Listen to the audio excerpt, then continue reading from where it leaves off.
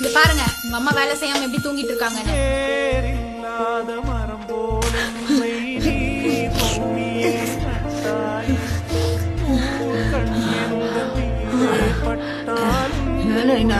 எந்திரி எந்திரி எந்திரிமா.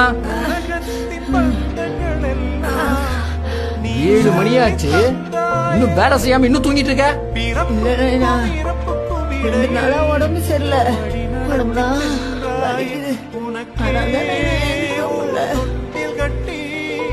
அம்மா உடம்பு இந்த மாதிரி இல்லைன்னா. ஐயோ எப்படி நடிக்கிறாங்க பாருங்க.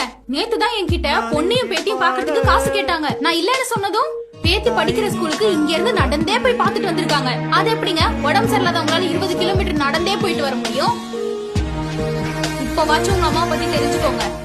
நடந்தெல்லாம் போலப்பா, கவர்மெண்ட் பஸ்ல டிக்கெட்டு ஃப்ரீயா தரதுனால பஸ்லயே போயிட்டு வரேன். ஆனா உன் பொண்டாட்டி அது எப்படி எப்படியோ பேசுறாப்பா. நம்ம வீட்ல இருந்து பஸ் ஸ்டாண்டுக்கு நடந்தானே போனேன்.